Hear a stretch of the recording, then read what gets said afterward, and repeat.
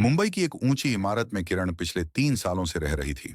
Office, घर, mobile screen और कभी कभार एक कॉफी, बस यही उसकी दुनिया थी। जब वो इस शहर आई थी तो सपनों की लिस्ट बहुत लंबी थी, लेकिन अब सब कुछ शेड्यूल्स और रिमाइंडर में कैद हो चुका था।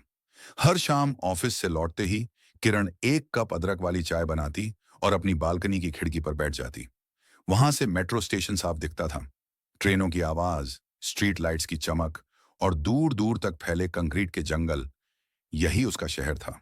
एक दिन जब वह हमेशा की तरह बैठी थी, उसकी नजर सामने वाली इमारत की छत पर पड़ी। एक लड़का था, साधारण कपड़े, बाल उलझे हुए से और हाथ में गिटार। उसने धीमी धीमी धुन छेड़ दी, कुछ ऐसा जिसे शब्द नहीं चाहिए थे। किरण को कुछ समझ नहीं आया, पर मन अचानक हल्का हो गया। अब ये रोज की बात हो गई। शाम होते ही वो लड़का गिटार बजाने लगता और किरण चुपचाप खिड़की से सुनती। उन्होंने कभी एक दूसरे को इशारा तक नहीं किया, कोई मुस्कान नहीं, कोई बात नहीं। पर उस खामोश संगीत में एक जुड़ाव था, जैसे दोनों किसी अदृश्य धागे से जुड़े हों। एक दिन गिटार की धुन नहीं आई। किरण को बेचैनी हुई। अगले दिन भी नहीं। तीसरे दिन उसने एक छोटा सा नोट लिखा। आजकल तुम्हारी धुनें नहीं सुनाई देती। उम्मीद है तुम ठीक हो।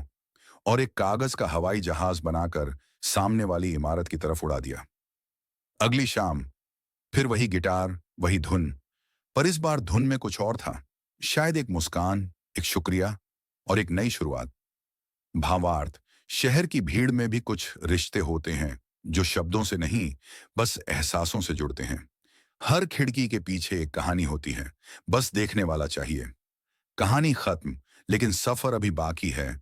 एआई पेटफुल के साथ बने रहिए।